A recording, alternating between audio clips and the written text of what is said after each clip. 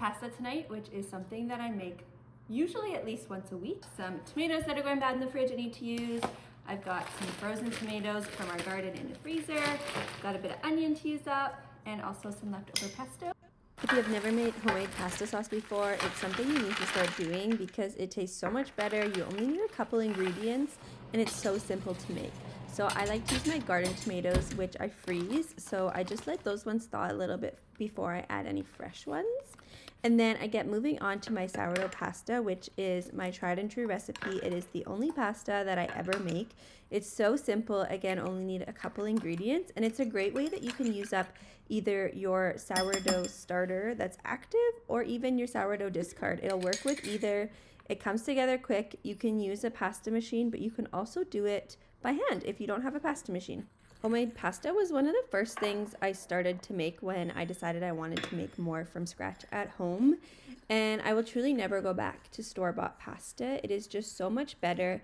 And pasta can seem really overwhelming in the beginning if you're not used to making it at home.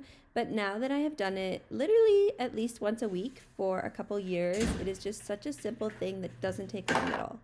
We froze all of our tomatoes that we grew last year from our garden, and it has been such a blessing to have those in the freezer to use throughout the winter months. But if you don't have frozen tomatoes, fresh works great for this sauce as well. You just don't have to thaw them in the oven for a little while. You can throw everything in the pan like I'm doing here with the onion and garlic, and then it is all ready to go. Drizzle it with a bit of olive oil, some salt and pepper.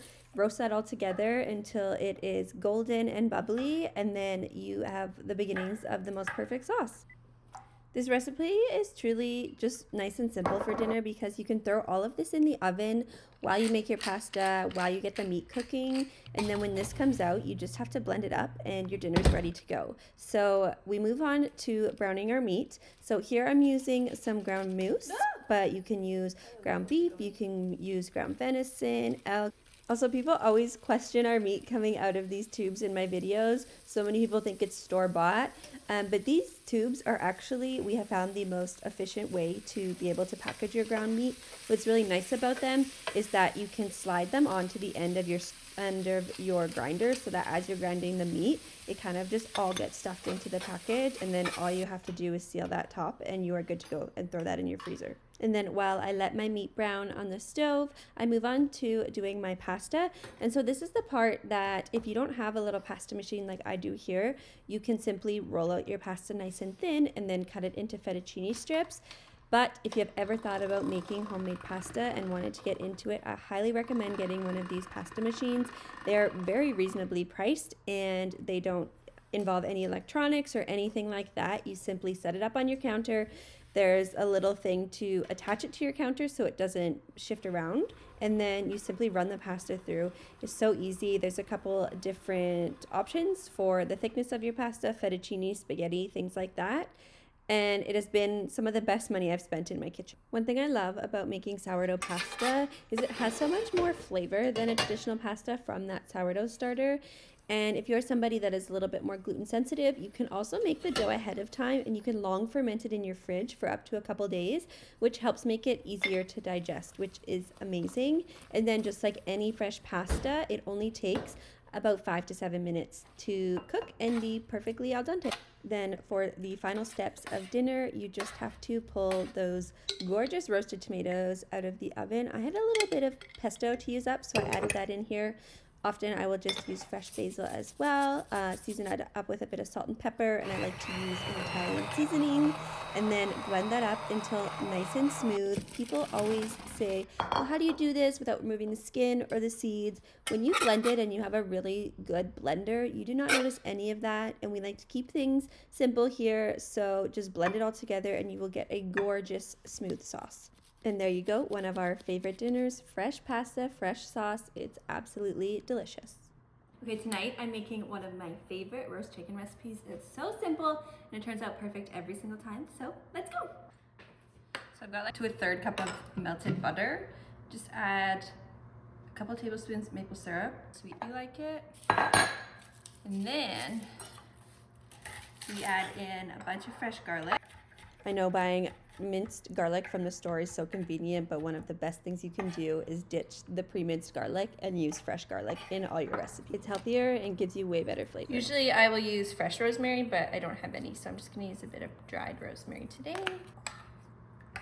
So this is a nice maple butter sauce, and it is just such a nice, cozy flavor combo to put on a roast chicken. Once you've got your little sauce mixed together, you want to pat your chicken dry, and then you want to season it really well with salt and pepper all over. There's no salt in the sauce, so this is very, very important to making sure that you're going to get enough flavor out of your chicken. Once that's all good to go, you spoon about, I like to do a little over half, maybe 2/3 of the sauce over the chicken to start, and then as it bakes, you're just going to gently baste the chicken with the rest of that buttery sauce. Then to go with our chicken, I'm just gonna do up some simple roasted garlic potatoes.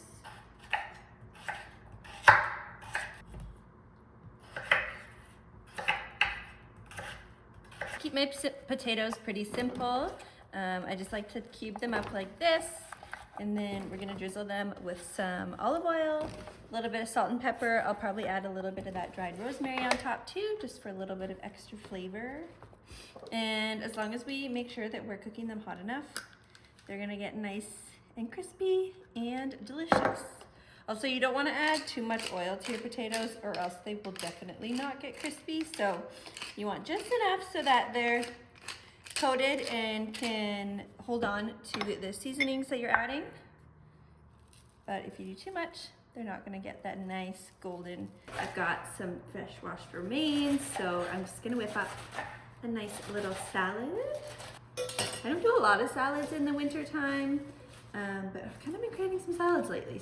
We're big salad people though in the summertime, and as long as you're making them with some good stuff in there, salads are delicious. And they're so simple. It's such a nice way to get in a bunch of different nutrients. Always make my dressings at home. They're so simple.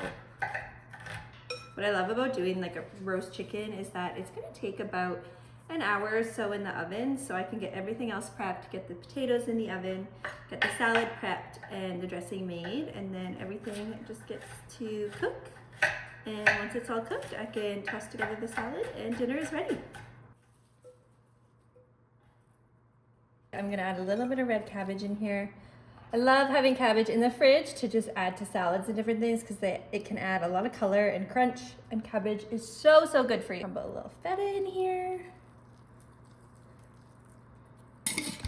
Okay, I decided I'm gonna add a few walnuts because I love a little apple and walnut combination. Such a good flavor. Kind of like a mild flavor.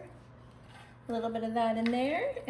Okay, the chicken's been in for about 20 minutes, so I'm gonna add the potatoes in. And I'm actually doing these in our little oven.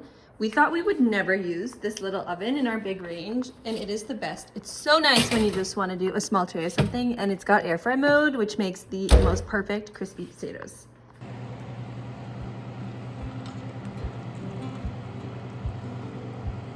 Cheese tacks for my little cooking buddy. Yum, yum, yum.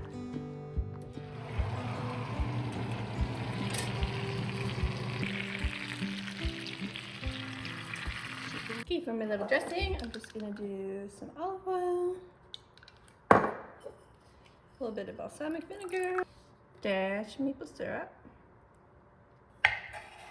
some fresh garlic, a little bit of pepper, and a bit of salt.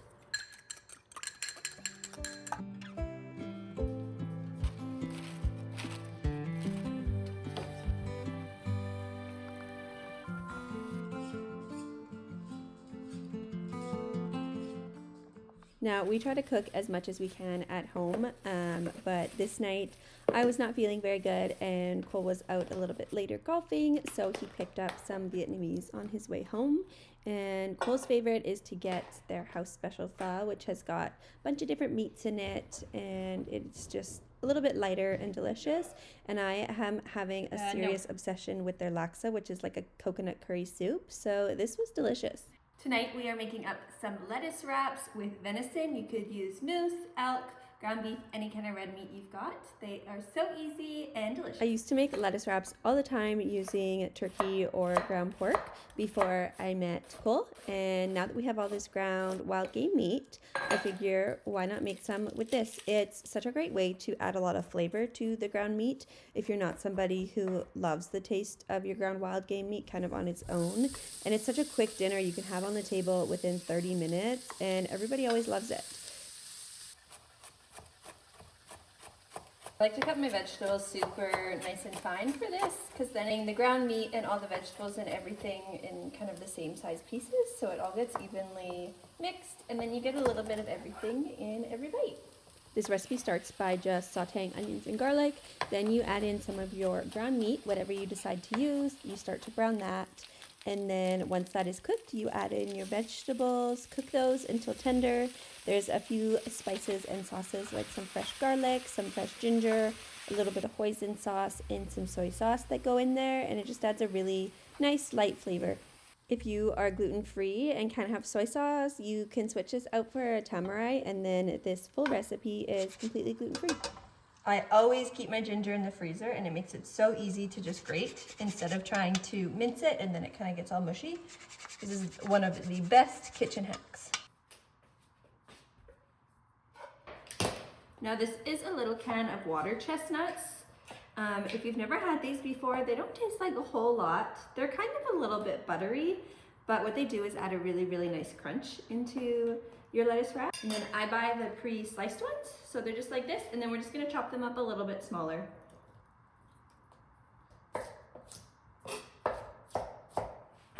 And then I've got a bunch of green onion.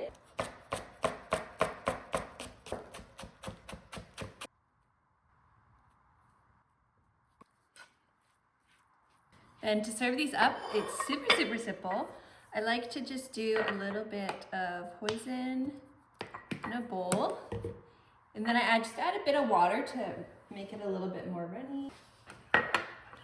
And that's your nice little sauce for on top. Gently rip some lettuce off here. You can kind of double them up if you want to, and take a scoop of the filling. Add that in there. I like to do a little drizzle of the sauce. Then a little bit of peanuts for some crunch and also some good saltiness, and finish it off with those green onions.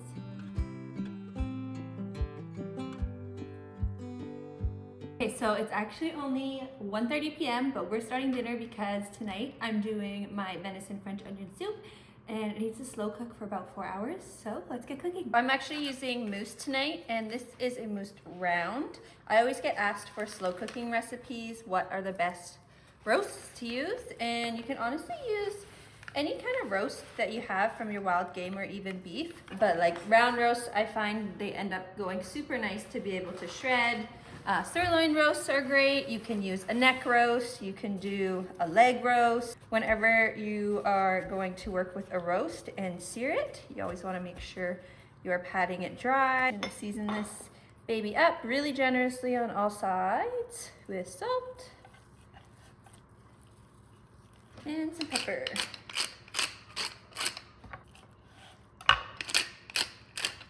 I always like to sear my meats in ghee. This is what we do for our steaks as well, because ghee has a much higher smoke point than butter. You want to make sure you're really getting this, your pot or pan, whatever you're using when you're searing meat, nice and hot so that you can get that crust in.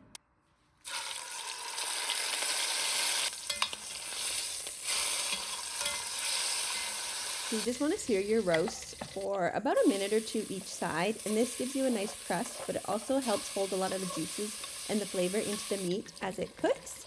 Then you're going to take that out, add in your onions and garlic. I like to use a little bit of white wine. You can also use red wine for this recipe, and then your beef broth, and this is making the base for your soup. You can add in some rosemary. Usually I like to use fresh, but all I had is dry. And then this goes into the oven to cook for about 4 hours. Then once your meat has cooked for about 3 hours, granted if you are using a smaller roast, it might be a little bit quicker, but when you have about an hour left on your cooking time, that's when you want to start caramelizing your onions. So if you have ever made French onion soup before, you will know that you need a lot of onions, and the best way to get them really nice and caramelized is to do it low and slow. So these guys are going to go into a pan with a bit of butter, and they're going to cook really low for about 45 minutes to an hour. And because the cooking time will vary, you will know your roast is done when you can gently shred it with a fork and it falls apart beautifully. And the final step is just to add in a few extra flavor enhancers to your onions when they are just about being done caramelized. And then you need to pick your bread for the top of your soup. I'm using a honey oat sourdough here. Typically I like to use a baguette. You can use honestly any kind of bread you like. So all those onions get added in with the shredded meat and the broth. You want to spoon that into some oven-safe bowls, top it with your bread, and then I like to use either like a Swiss or Gruyere cheese. Bake that in the oven until golden perfection, and you have the most beautiful, meaty French onion soup that is so filling.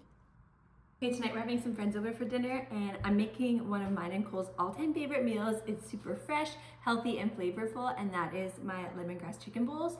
So let's make them. So when you're using lemongrass, you want to peel the outer layer here because it's going to be a little bit tough. A lot of recipes will tell you that you're not actually supposed to eat lemongrass because it doesn't have the greatest texture, but what I like to do so I don't miss out on any of the flavor is just chop it super fine. This is all going into your marinade for your chicken, so the chicken is going to get covered in the lemongrass, but this way you don't have to deal with removing it afterwards and you can just eat through those little tiny bites. So this is just a simple marinade. It's got some fish sauce, soy sauce, fresh lime juice, garlic, ginger, a little bit of maple syrup, and it adds such incredible flavor to the chicken. Here I'm adding a little Thai chili. If you don't like spice at all, you can omit this, but what I like to do is just remove all of the seeds, and then I can add in the pepper so I get a little bit of flavor and it's not too spicy. With any sort of marinade, I always recommend giving yourself at least about 4 hours for all of that flavor to really soak into the meat.